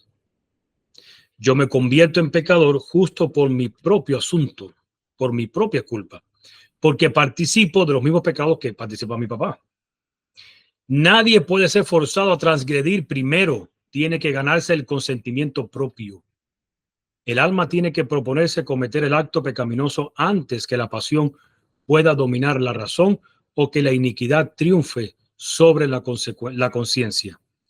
No importa cuán fuerte sea la tentación, no es excusa para el pecado. El ángel dijo, si recibe luz y esa luz se pone de lado o se rechaza, entonces viene la condenación y el desagrado de Dios. Pero antes de que se reciba la luz, no hay pecado porque no hay luz que ellos puedan rechazar. Quiere decir que la persona que no ha recibido luz no se le puede acusar de ese pecado en específico. Ahora, Dios no espera nada de sus discípulos para lo cual no esté dispuesto a darles gracia y fortaleza. No les pediría que fueran perfectos si junto con su orden no les concediera toda perfección de gracia a aquellos sobre los que confiere un privilegio tan elevado y santo. Gracia perdonadora y gracia para vencer, porque nosotros predicamos un evangelio débil. ¿Por qué un evangelio débil? Un Dios que todo el tiempo nos tiene que perdonar pecados, porque no es capaz de ayudarnos ni de darnos la fuerza para que nosotros podamos vencer el pecado. O sea, prácticamente casi como que Dios puede con el pecado para con él, pero no para conmigo. Pero dice que Dios te pide ser perfecto porque él tiene fuerza y poder para darnos a nosotros y nosotros vivir esa perfección. No lo hacemos por otro asunto, no es el tema de hoy. Así que seguimos con la siguiente. La renuncia a su propia voluntad y a cuanto escogieron como objeto de su afecto o ambición exige un sacrificio ante el cual vacilan, se estremecen y retroceden. Desean el bien, hacen algún esfuerzo para obtenerlo, pero no lo escogen. Ella está hablando de lo que pasa con nosotros, por qué fracasamos. Y sigue diciendo, no tienen un propósito firme de procurarlo a toda costa. Nuestra única esperanza, si queremos vencer, radica en unir nuestra voluntad a la de Dios y trabajar juntamente con Él, hora tras hora y día tras día. No podemos retener nuestro espíritu egoísta y entrar en el reino de Dios. Si alcanzamos la santidad, será por el renunciamiento al yo y por aceptar el sentir de Cristo. El orgullo y el egoísmo deben crucificarse. ¿Estamos dispuestos a pagar lo que se requiere de nosotros? ¿Estamos dispuestos a permitir que nuestra voluntad entre en conformidad perfecta con la de Dios? Mientras no lo estemos, su gracia transformadora no puede manifestarse en nosotros. Y esto es lo que nosotros no hemos entendido. No hemos entendido claramente con relación a esto. Fíjense lo que está enseñando la iglesia adventista. Porque ustedes dirán, hay cosas ahí que son conceptos católicos que la iglesia no enseña. Bien. Esto es publicado en la revista Ministry de 2003. Ahí en el 2015 hay otras cosas más, 17, ustedes pueden buscarla. Está en internet, algunas personas la reciben. Yo la recibo personalmente en casa cada año. Todavía me llega a casa. Milagro, no me han quitado la suscripción. Esto es lo que ellos enseñan. La salvación por gracia y los méritos de Cristo están en vigor para los santos aún tras el cierre de la gracia. Esto es teología adventista. Y sigue diciendo, la gracia salvadora está disponible en cualquier momento de la vida cristiana, hasta el día de la venida de nuestro Señor. Para ser salvos, solo tienes que confesar tus pecados y arrepentirte. Necesitamos asirnos de la doctrina bíblica de la salvación por gracia tras el cierre de la gracia. Eso lo está enseñando. Quiere decir que ellos lo que enseñan que ahí cierra la gracia, pero que aún todavía la salvación por gracia sigue. Ellos dicen, yo no creo que tengamos que guardar el sábado para ser salvos. ¿Sabes qué? Eso es lo que enseñan en las iglesias ahora? Porque es lo que enseñan en los seminarios de teología. Porque la salvación no tiene nada que ver con obediencia. A ellos no les gusta esa palabrita. El correcto comportamiento no es nunca la base de nuestra aceptación para Dios.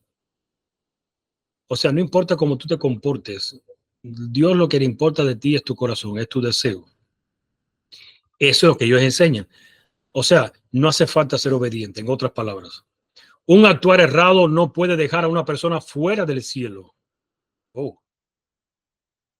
Somos salvos por una relación salvífica con Jesús. Yo solamente saqué frases de la revista.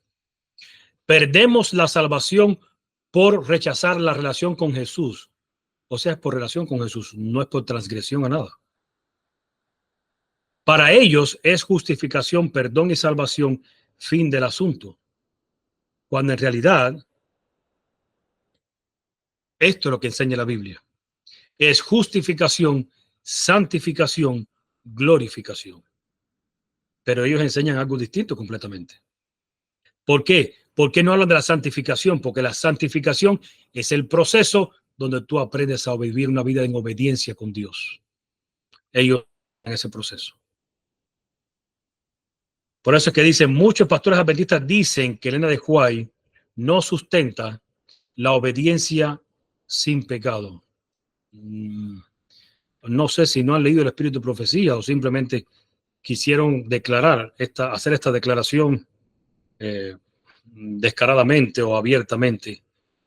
No sé cómo pudieran decir que Elena de White no sustenta la obediencia sin pecado. El pecado es un poder en la naturaleza humana que no se verá vencido hasta la segunda venida de Cristo. Eso es lo que ellos enseñan. Ahora, Judas 1:24 dice, y aquel que es poderoso para guardaros sin caída y presentaros sin mancha delante de su gloria con gran alegría. Entonces, ¿Cristo me puede presentar sin mancha ante Dios? Mateo 5:48. Sed pues vosotros perfectos como vuestro Padre que está en los cielos es perfecto. Efesios 4:13. Hasta que todos lleguemos a la unidad de la fe y del conocimiento del Hijo de Dios, a un varón perfecto a la medida de la estatura de la plenitud de Cristo. Y la plenitud de Cristo, ellos dicen que la plenitud de Cristo es la fe, que no es en otra cosa. Primera de Pedro 5:10. Mas el Dios de toda gracia, que nos llamó a su gloria eterna en Jesucristo, después que hayáis padecido un poco de tiempo, él mismo os perfeccione, afirme, fortalezca y establezca. Romanos 12:2. No os conforméis a este siglo, sino transformaos por medio de la renovación de vuestro entendimiento, para que comprobéis cuál sea la buena voluntad de Dios, agradable y perfecta. ¿Sabe qué significa esto? La renovación de vuestro entendimiento. Tenemos que renovar nuestro entendimiento. ¿Cómo? Leyendo la Biblia, conociendo las profundidades de la verdad bíblica, para que compruebes cuál es la voluntad de Dios, agradable y perfecta, y tienes que vivir conforme a esa voluntad. Juan 17:17, santifícalos en tu verdad, tu palabra es verdad. Y hay infinidades de textos bíblicos donde se habla que la santificación se adquiere mediante la obediencia a la palabra de Dios. 1 Juan 2:6, el que dice que permanece en él debe andar como él anduvo. Y bueno, ¿qué dice el Espíritu de Profecía? La santificación no es el resultado de un feliz arrebato sentimental, sino de morir constantemente al pecado y vivir cada momento para Cristo. No se pueden corregir los males ni producir reformas en el carácter por medio de esfuerzos débiles e intermitentes. Solamente venceremos mediante prolongado y perseverante esfuerzo, penosa disciplina y duro conflicto. No sabemos hoy cuán intenso será nuestro conflicto mañana. Mientras reine Satanás, tendremos que subyugar el yo y vencer los pecados que nos asedian. Mientras dure la vida, no habrá un momento de descanso ni lugar al cual podamos llegar y decir, lo logré plenamente. La santificación es el resultado de una vida de obediencia. Siguiente cita. En nuestra propia fuerza nos es imposible negarnos a los clamores de nuestra naturaleza caída. Por su medio, o sea, por naturaleza caída, Satanás nos presentará tentaciones. Cristo sabía que el enemigo se acercaría a todo ser humano para aprovecharse de habilidades hereditarias y entrampar mediante sus falsas insinuaciones a todos aquellos que no confían en Dios. Y recorriendo el terreno que el hombre debe recorrer, nuestro Señor ha preparado el camino para que venzamos. No es su voluntad que seamos puestos en desventaja con el conflicto con Satanás. Así que alguien se me acercó diciéndome una vez que Cristo tenía una ventaja sobre nosotros. Yo espero que este punto hasta aquí haya quedado claro. Y esta persona me decía, la ventaja que Cristo tiene es que Él no nació como los bebés común, siendo egocéntrico, me sacó en cuenta este asunto, malcriado, llorón, egoísta, y todo esto debido a su naturaleza que tenía. Y porque pasa deseado a toda la gente, dice que Cristo no era un niño llorón, esos niños que les gusta ser egocéntricos, llamar la atención, que son caprichosos. Él no era así. Pero dice Elena White que era debido a la naturaleza divina que poseía, junto con la naturaleza humana.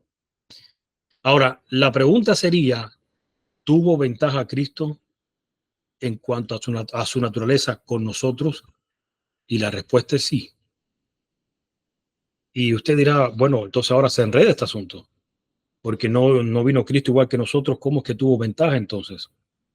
Ahora, la pregunta es, ¿podemos obtener esta naturaleza de Cristo en nosotros? Ahí sí. Entonces, hay una ventaja de Cristo por poseer una naturaleza, pero nosotros podemos poseer esta naturaleza. Y ahí está, Romanos 7, del 15 al 25, porque Pablo también se hacía esta pregunta. Y por eso fue que escribió, porque lo que hago no lo entiendo, pues no hago lo que quiero, sino lo que aborrezco, eso hago. Y si lo que no quiero, esto hago, apruebo que la ley es buena. De manera que ya no soy yo quien hace aquello, sino el pecado que mora en mí. Y yo sé que en mí, esto es en mi carne, no mora el bien, porque el querer el bien está en mí, pero no el hacerlo. Y aquí es donde está el problema. Porque no hago el bien que quiero, sino el mal que no quiero, eso hago. Y si hago lo que no quiero, ya no lo hago yo, sino el pecado que mora en mí. Así que queriendo yo hacer el bien, hallo esta ley que el mal está en mí, porque según el hombre interior me deleito en la ley de Dios, pero veo otra ley en mis miembros que se revela contra la ley de mi mente y que me lleva cautivo a la ley del pecado que está en mis miembros. Y me llama la atención que la palabra mente en el Strong griego 3563 es intelecto, entendimiento y voluntad, es lo que se refiere. Ahora, y termina diciendo, miserable de mí, ¿quién me librará de este cuerpo de muerte? Fíjense que Pablo usa esta comparación, muchos conocen, me imagino, la comparación que se usa antiguamente, se agarraba a alguien que había asesinado a otra persona y se agarraba el cuerpo de la persona muerta y se le amarraba al individuo que había asesinado, o sea, al asesino, de una forma que él no se pudiera zafar ni soltar, y era enviado al desierto donde la carne de esta persona que estaba en descomposición se corrompía encima de él, los mismos gusanos y la misma carne hacía que se corrompiera la de él y se comían y el hombre sufría eh, una agonía. Y Pablo compara el pecado, esa tendencia dentro de él con esto, por eso pone, miserable de mí, ¿quién me librará de este cuerpo de muerte? Y por eso, pero termina diciendo el 25, gracias yo doy a Dios por Jesucristo, Señor nuestro. Así que yo mismo con la mente sirvo a la ley de Dios, más con la carne a la ley del pecado. Y ahora, y la pregunta es, ¿cómo es posible que con la mente yo puedo servir a Dios y con la carne el pecado? ¿Está mi cuerpo dividido? ¿Con cuántas naturalezas nace un ser humano? Con una, la naturaleza pecaminosa. Entonces la segunda pregunta sería, ¿cómo se obtiene la segunda naturaleza, la que de Pablo está hablando? Que una es la espiritual y la otra es la carnal. ¿Cómo es que se obtiene? La ventaja que Cristo tenía es que él nacía con esta naturaleza. ¿Con cuál? Con la carnal, vino con la carnal, pero también tenía la divina. Nosotros no nacemos con la divina, pero tenemos una oportunidad de poseer la naturaleza divina como Cristo la poseyó. ¿Y dónde está ese ejemplo? Bueno, ustedes han estudiado esa historia.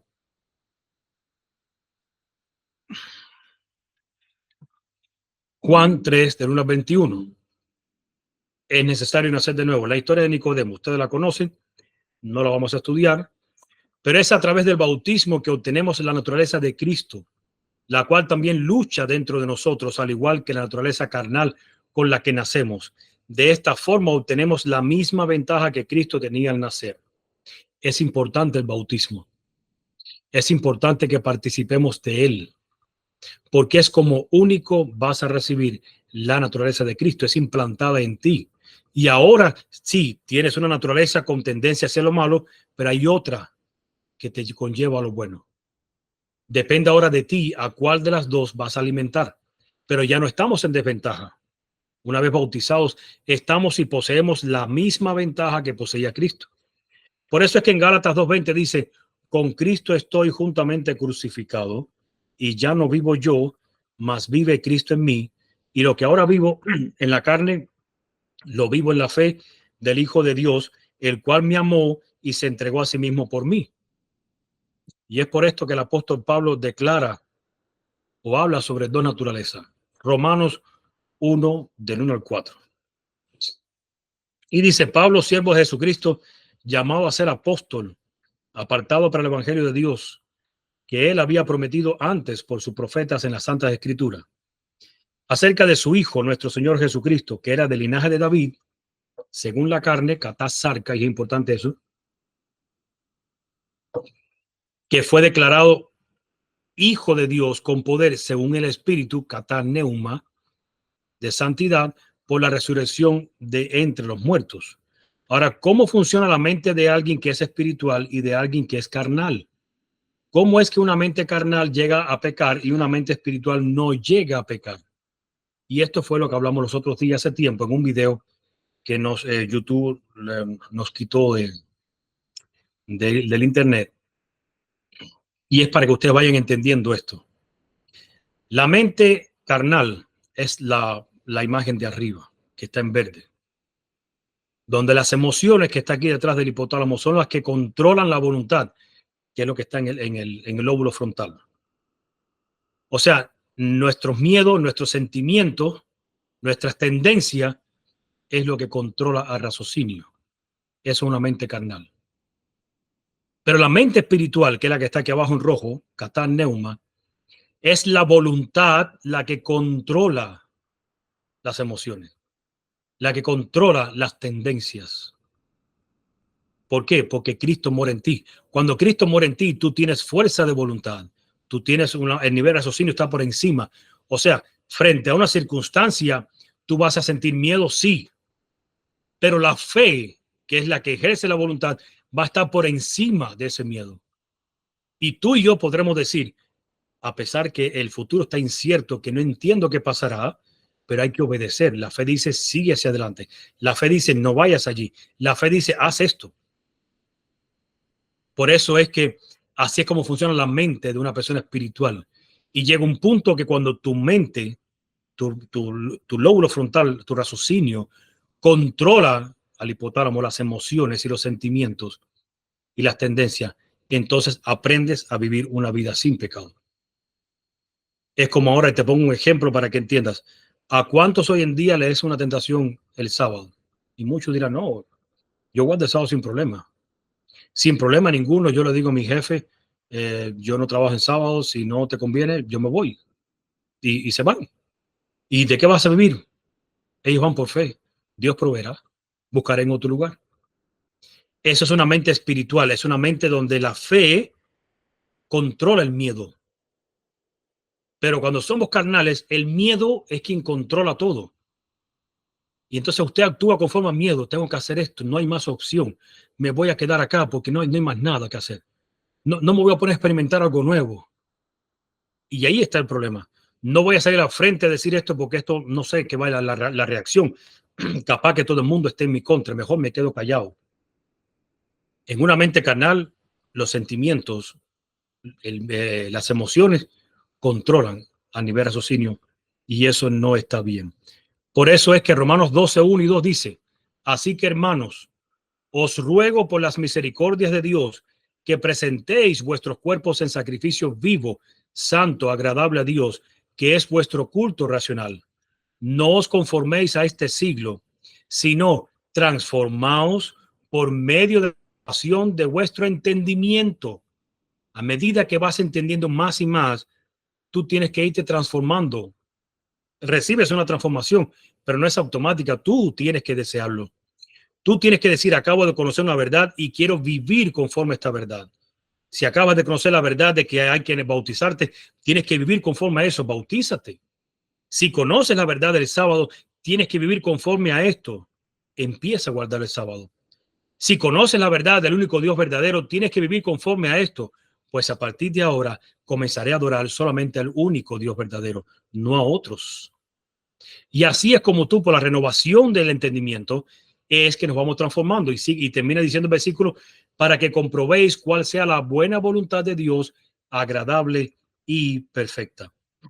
Así que Pablo está recalcando la importancia de vivir primeramente un cristianismo basado no en las emociones, ni los sentimientos, ni los impulsos, ni mucho menos en nuestros miedos y temores, sino que vivamos un cristianismo basado en lo que es correcto, en la razón y en la fe, y siendo transformados mediante el conocimiento de la palabra, mientras que al mismo tiempo ponemos nuestra voluntad en armonía con la voluntad del Padre para poder conocer sus designios y así poder vivir una vida en armonía con sus leyes, sus preceptos y sus estatutos.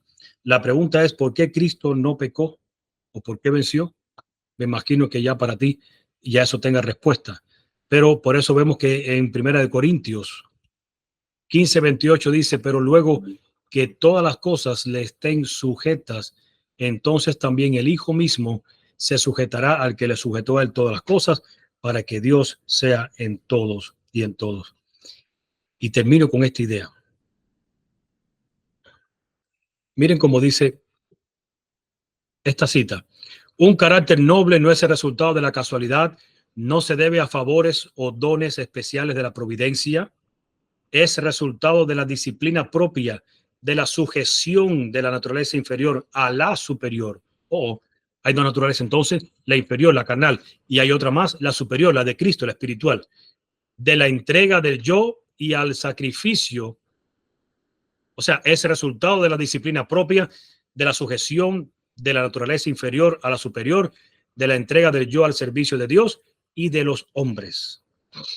Por eso es que Santiago dijo: someteos pues a Dios, resistid al diablo y huirá de vosotros. No triunfamos porque no practicamos estas tres cosas, y Cristo sí lo practicó. No entendemos la vida del cristianismo porque aprendía, en primer lugar, someteos. ¿Qué significa la palabra someteos? Es la palabra hupotazo, subordinar, sujeto, obedecer. ¿A quién te subordinas? ¿A Cristo al 100%? Por ejemplo, cuando sacas tu diezmo y lo entregas a Dios, y ahora, ¿y el resto de quién es? El resto es mío. El resto no es tuyo tampoco. Tienes que velar en qué gastas en eso. Es pecado gastar dinero en orgía o en cualquier otra basura de este mundo. Por eso te pregunté: ¿a quién te subordinas y a quién obedeces? ¿A Cristo? ¿Lo haces a media o lo haces a plenitud? ¿En todo? ¿O hay de ti que te guardas? No, el sábado es para el Señor, pero los 6 días de la semana yo hago lo que me dé la gana. En los 6 días de la semana tienes que vivir conforme a la voluntad de Dios. No es vivir un reposo como el reposo del sábado, pero sí vivir conforme a la voluntad de Dios. ¿Cuándo? Durante el día de las semanas, igualito como lo haces el sábado, o como debieras hacerlo el sábado. La palabra resistir, porque Santiago habla de someteos y de resistir, viene de la palabra ansistemi o asistemi. Pararse en contra, oponerse, resistir, contradecir. Me llama la atención el asunto de resistir, es ir en contra. Ojalá siempre estemos dispuestos de ir en contra de lo que Satanás enseña, de lo que Satanás nos induce a hacer. Pero nuestra tendencia, desgraciadamente, es ir en contra, pero de lo que Dios dice y de lo que Dios hace y de lo que Dios enseña. Y una tercera palabrita, huirá. Feugo, esquivar, por analogía, desterrar, escapar, evitar, huir. Santiago 4:7 dice, someteos pues a Dios, y Cristo se sometió al Padre. Resistir al diablo, Cristo siempre resistió al diablo y su enseñanza, y huirá de vosotros. Por eso es que Cristo no huía del diablo, él huía de él. El diablo debería huir de nosotros, pero nosotros no vivimos una vida de sometimiento a Dios, ni una vida de resistencia al enemigo. Por lo tanto, este texto ya lo hemos enseñado en otra ocasión, pero lo estamos sacando para que te metas en la mente lo siguiente, ya conociendo que es pecado, conociendo que el pecado no es por nacimiento ni por herencia. Te conviertes en pecador por tu propia decisión, por lo que decides hacer, no por haber nacido. ¿Naces con una naturaleza pecaminosa? Sí. ¿Qué significa eso? Una naturaleza que tiene tendencia a lo malo. Sí. La tendencia a lo malo no te vuelve pecador. Te vuelve pecador cuando tú empiezas a acariciar esa tendencia o empiezas a practicar esa tendencia, que es lo mismo. Pero ahora bien, hay un punto donde no pudiéramos estar fallando. Porque hay gente que se detienen, llegan, avanzan en la vida cristiana y llega al punto donde dice, yo reconozco mi error. Y ahí está bien, reconocer tu error. Pero si no avanzas más allá de lo que debes avanzar, te quedas estancado. Miren esta cita. En la vida del verdadero cristiano no hay cosas que no sean esenciales a la vista del omnipotente. Todo deber es importante. Ojo, el Señor mide con exactitud toda posibilidad de servir. Y ahora dice, las capacidades que no se usan se tienen en cuenta tanto como las que se usan. ¿Qué está diciendo ella? Seremos juzgados por lo que debiéramos haber hecho y no hicimos, porque no usamos nuestras facultades para glorificar a Dios. No vas a ser juzgado exactamente por decir malas palabras. Serás juzgado porque sabías que no debes decirla, que debes cambiar, que tienes que empezar un proceso y no lo hiciste. Te quedaste estancado. Y quizás con una oración, Señor, pero quita de mis labios las malas palabras, esperando que Dios obre contigo una forma de varita mágica. Psst. Y este es el problema por el cual estamos fracasando. Porque dice que las facultades, las capacidades que se usan se tienen en cuenta tanto como las que no se usan. Y por último, Eva creyó realmente las palabras de Satanás, pero esta creencia no la salvó de la pena del pecado. No creyó en las palabras de Dios y esto la condujo a su caída. Nuestra caída no son los engaños que Satanás nos presenta. Eso es verdad. Nuestra caída se complementa cuando no creemos a la palabra de Dios. Y esto la condujo a su caída. Y sigue diciendo, en el juicio final, los hombres no serán condenados porque creyeron concienzudamente una mentira, sino porque no creyeron la verdad, número uno. O sea, en algún momento les fue con presentar la verdad y no la creyeron. Eso los perdió. Por ende, van a creer concienzudamente una mentira. Sí, pero por eso no te van a juzgar. Te juzgaron por lo primero. Y segundo, sino porque no creyeron la verdad, porque descuidaron la oportunidad de aprender la verdad. Mi pregunta es, ¿estarás tú descuidando la oportunidad de aprender la verdad? Cada vez que se te presenta una verdad bíblica, ¿cómo reaccionas? ¿Cuánto rechazo le haces? ¿Con cuánta rebeldía la recibes? ¿Con cuánta enemistad actúas y juzgas? Dios nos da la oportunidad de conocer las verdades bíblicas ahora. aprendamos nosotros cada día a entenderla y a aceptarla y a vivirla en nosotros. Nuestro pecado permanece, dice, porque decimos vemos, le dijo Cristo a ellos, porque decís ves, vuestro pecado permanece en vosotros. Hemos conocido la verdad bíblica, estamos conociendo cada día aún más, estamos recibiendo cada día más luz. La pregunta es, ¿cómo vamos a vivir conforme a esta luz a partir de ahora? Esto será lo que nos va a perder. ¿Cómo vas a vivir conforme a la luz que estás recibiendo cada día? No a todo lo que has practicado para atrás. Esta es la oportunidad. Querido hermano, querida hermana, espero que hayamos entendido quién te convierte en pecador. Espero que hayamos pensado sobre la naturaleza de Cristo, sobre el poder que Él nos ha dejado, no solamente para perdonar nuestros pecados, sino para vivir una vida sin pecado. El poder de reflejar la imagen de Cristo aquí y ahora, no solamente cuando Cristo venga. Cristo en el proceso de glorificación nos dará un cuerpo nuevo, sí. ¿Y por qué lo voy a necesitar si habré vencido el pecado en este tiempo?